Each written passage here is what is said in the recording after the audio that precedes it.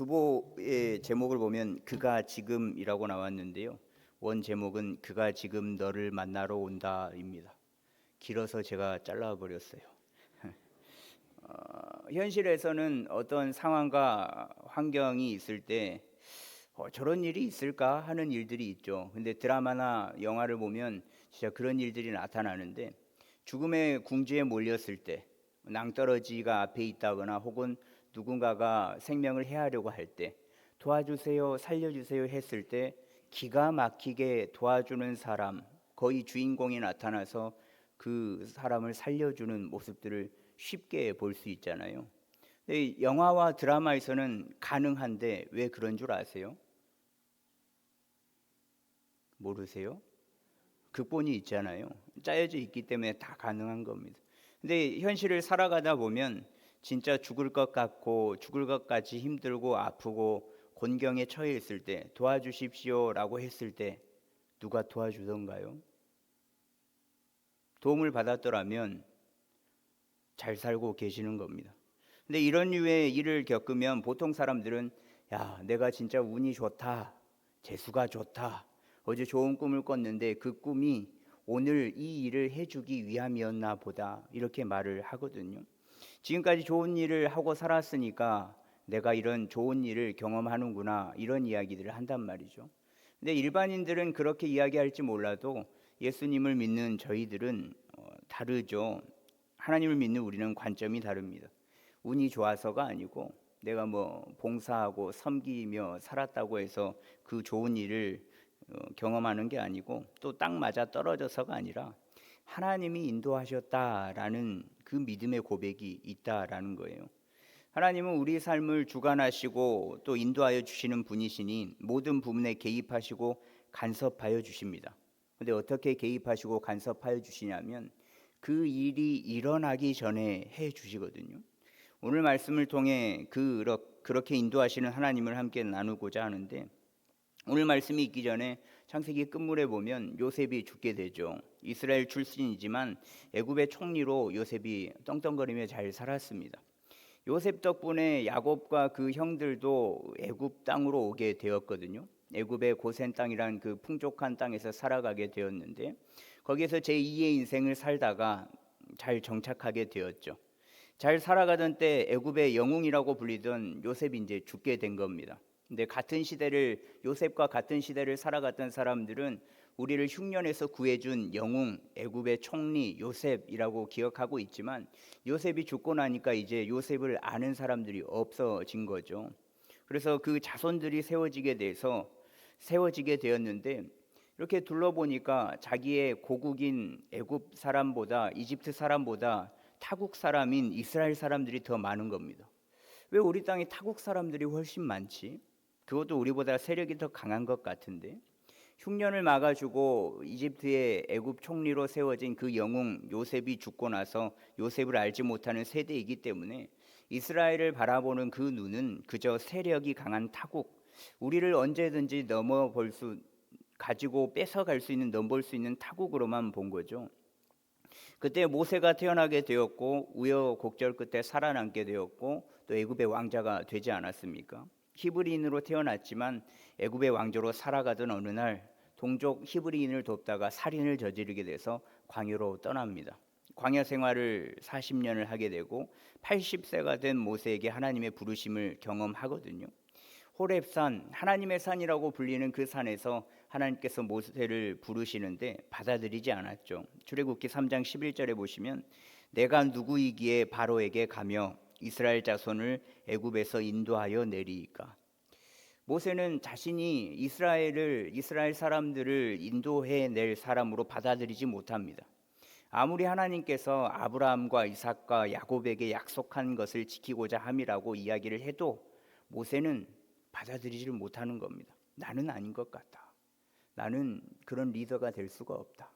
그렇게 받아들일 수 없다라고 말을 하는데, 모세가 믿기 위해서 부르심을 받은 자라고 믿게 하기 위하여서 하나님께서 이런저런 표징들을 보여주시지 않습니까? 막대 지팡이를 던지면 뱀이 되고 또 그 뱀의 꼬리를 잡으면 다시금 지팡이로 변하기도 하고, 손을 품에 넣었다가 빼어보니 나병이 생기고 다시 품에 넣었다 빼보니 그 나병이 사라지게 되고, 이 표징들을 다 보고 나서 모세가 하는 말이 뭐라고 하냐면 4장 10절에 보시면 새 번역인데요. 주님 죄송합니다. 저는 본래 말재주가 없는 사람입니다. 전에도 그랬고 주님께서 이 종에게 말씀을 하고 계시는 지금도 그러합니다.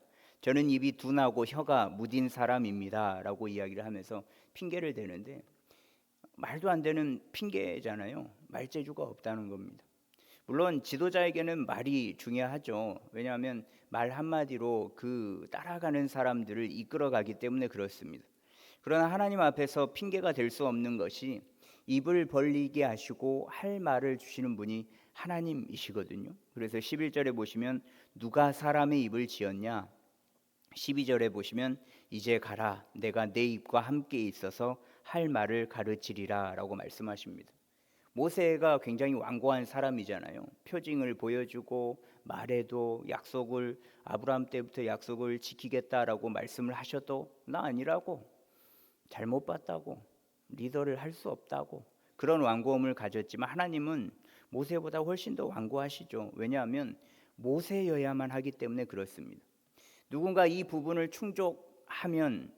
충족시킨다고 그 사람을 쓰다가 부족하면 너는 안 되겠어, 그럼 다음 사람, 그렇게 다음 사람을 부르는 게 아니고, 어떤 부분을 만족시켜서 그 사람을 부르고 그렇게 세워서 쓰는 게 아니라, 부족하고 연약해도 하나님께서는 그 사람을 콕 집어서 불러서 쓰시거든요.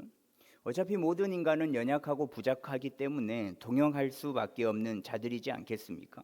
근데 완고한 모세 13절에 또 이야기를 하는데 뭐라고 이야기하냐면 오 주여 보낼 만한 자를 보내소서라고 이야기를 합니다.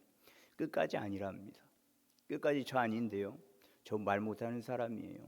저 아닙니다. 다른 사람 찾아보세요. 근데 이 마음이 이해가 되지 않는 건 아니에요. 그 출애굽 당시에 이스라엘 백성들을 약 200만 명 정도다라고 학자들은 이야기를 하는데, 그 200만 명에 달하는 사람을 책임지는 사람이 된다? 말 못하는 내가? 200만 명이 뭡니까? 지금 여기 계신 분들 한 150명 정도 되거든요. 매주 150명 앞에 서는 저도, 여러분들은 모르시겠지만 막 지금, 그리고 아무도 모르겠지만 이 입술 끝이 파르르 떨리고 그래요. 150명 앞에서도. 150명이 뭐예요? 매주 중고등부 애들 4, 50명 앞에만 서도 죽을 맛입니다. 너무 힘들어요. 이게 맞나? 왜 이렇게 떨리지? 듣고는 있는 건가?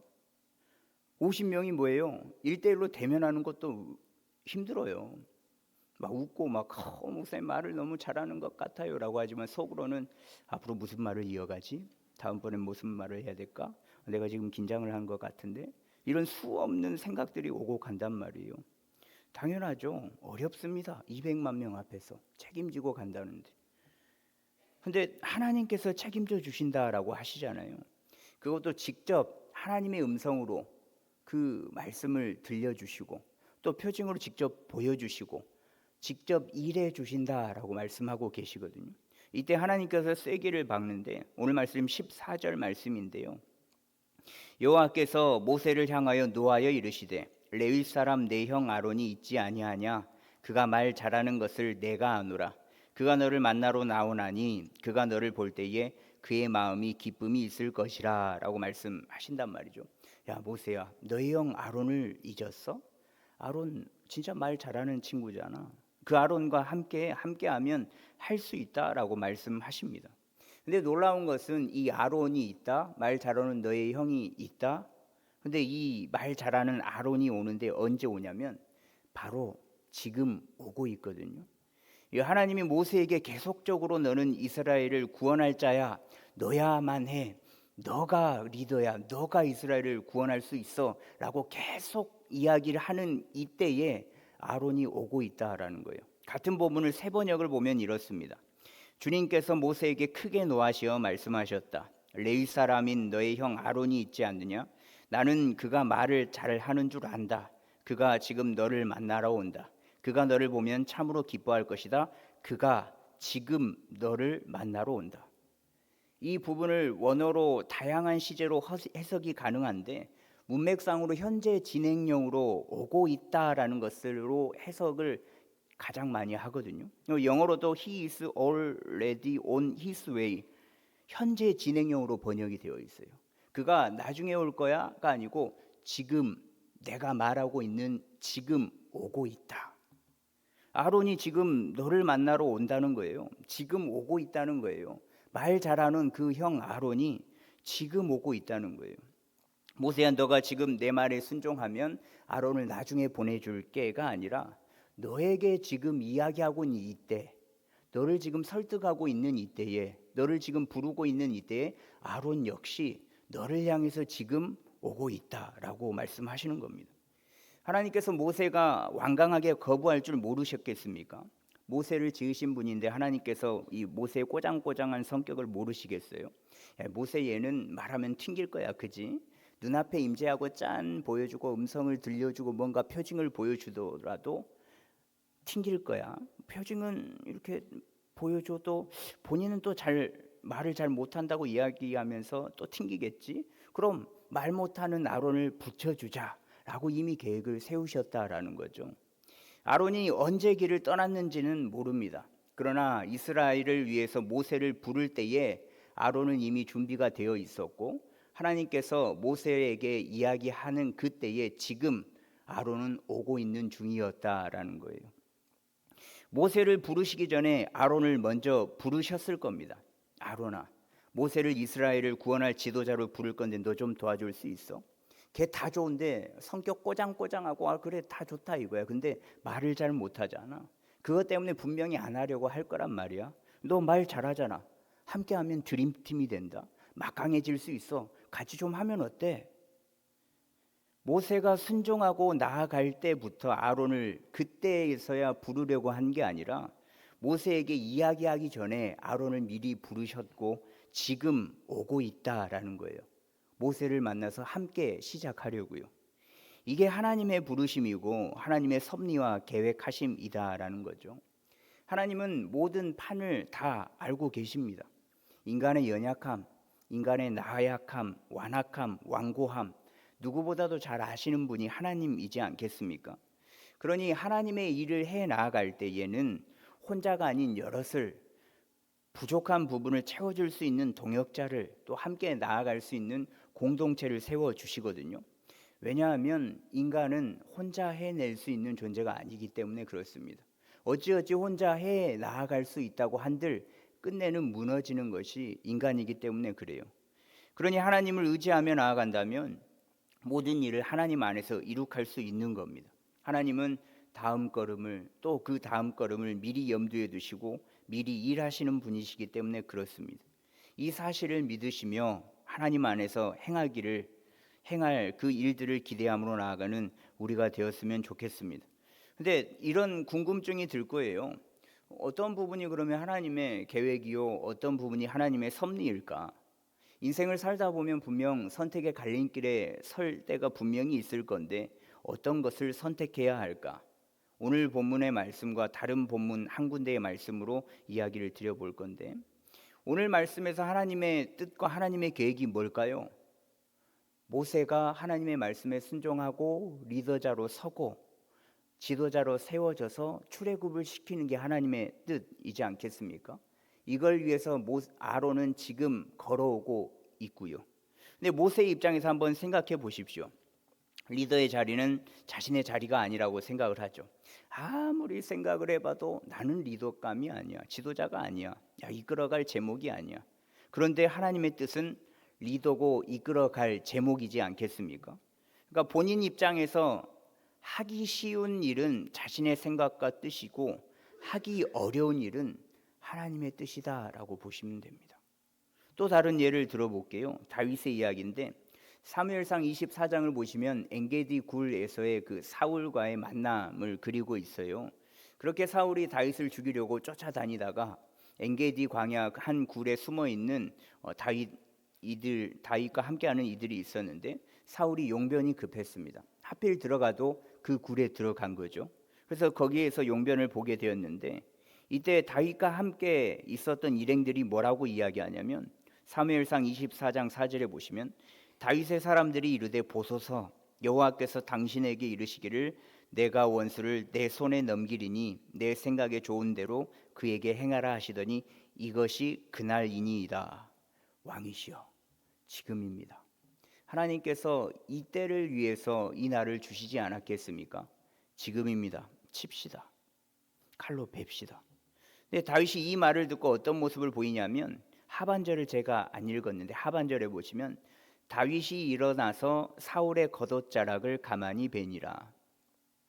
근데 사울의 입장에서 다윗의 입장에서 쉬운 일이 뭘까요? 사울을 죽이는 게 쉬울까요? 참는 게 쉬울까요? 참는 게요? 세상에. 지금까지 사울에게 당한 게 얼마나 많습니까? 갑자기 창을 던지질 않나, 죽이려고 막 시퍼렇게 눈을 뜨고 군사들 보내고 별의별 일을 다 했잖아요. 다윗이 지금까지 수치스럽고 어려운 일들을 얼마나 많이 감당을 했어요. 사람들 앞에서 꼽 태우고 굉장히 많은 수많은 어려움과 역경 속에 있었잖아요. 그 깊은 마음속에는 분명히 다윗도 사람이니까 분명히 분노가 있었을 거예요. 그런 마음 가운데 갑자기 엉덩이를 들이밀고 용변을 본다? 뒤에서 칼만 들고 치면 끝나는데 치는 게 더 쉬운 거죠. 분노가 일어난 상태잖아요. 저만 그런 것 같습니다. 지금 다윗의 상황은 사울을 단칼에 베는 게 쉬운 일입니다. 어려운 게 참고 넘어가는 거예요. 이 모세와 다윗의 상황을 보았는데 하나님의 뜻은 우리의 선택 속에서 결정하기 어려운 일이 하나님의 뜻일 확률이 높다라는 거예요. 하나님의 뜻이다라고 말씀드리고 싶은데 그러면 제가 좀 이상할 수도 있잖아요. 하나님의 뜻일 확률이 높아지는 거예요. 하기 싫고 어렵고 피하고 싶고 나는 안 하고 싶고 그런 일들의 모습이 하나님의 인도하심이요 하나님의 계획하심 일 확률이 높다라는 겁니다. 그러니 선택의 갈림길에서 야, 저 일은 내가 안 해. 죽어도 안 해. 목에 칼이 들어와도 안 해. 내 손에 장을 지져도 안 해. 라고 안 할 일들이 하나님의 계획하심일 수 있다라는 거예요. 근데 이게 말이 쉽잖아요. 다 피해가고 싶은 게 사람의 마음이거든요. 제 마음이 그래요. 다 피해가고 싶어요. 어려운 일 피해가고 싶어요. 힘든 일 피해가고 싶어요. 넘어지는 일 피해가고 싶어요. 근데 이게 모든 사람의 마음이지 않겠습니까? 근데 놀랍게도 피하고 싶은 일을 선택을 하면 생각하지도 못한 은혜들이 있다라는 거죠. 이런 일을 경험할 때마다 저도 깜짝깜짝 놀라는데 자의가 아닌 타의에 의해서 뭔가 일을 진행하게 됐을 때 이것까지 해야 돼? 꼭 해야 될까?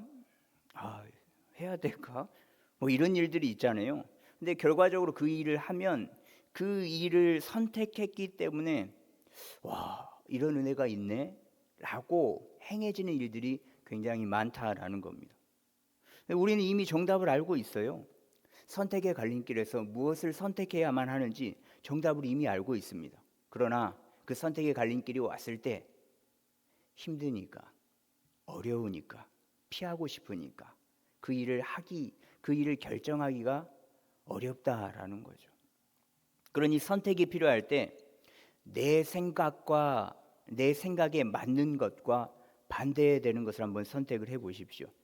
그 선택에 하나님의 인도하심이 있습니다. 또 그 길을 선택하기 전에 하나님은 당신의 계획을 진행을 하시거든요. 오늘 말씀처럼 모세를 그렇게 리더로 세우고 너는 출애굽 주역이 될 사람이야, 너가 해야 돼, 너밖에 할 수 없어 라고 설득하고 있는 그 순간에 아론은 이미 모세에게로 오고 있다는 거죠. 하나님의 계획과 방법은 선택하기도 전에 진행되고 있다라는 그 사실만으로도 힘을 얻고 위로가 되어서 하나님이 원하는 것을 선택하여 후회가 없는 저와 여러분들의 삶이 되었으면 좋겠습니다. 어떤 선택을 하시든 하나님은 하나님의 방법과 하나님의 섭리하심으로 우리를 반드시 도우십니다. 그 하나님이 우리와 영원히 함께 하신다라는 사실을 믿음으로 날마다의 삶 속에서 그리고 선택의 갈림길에서 반드시 하나님을 선택하는 저와 여러분들의 삶이 되기를 간절히 소망합니다.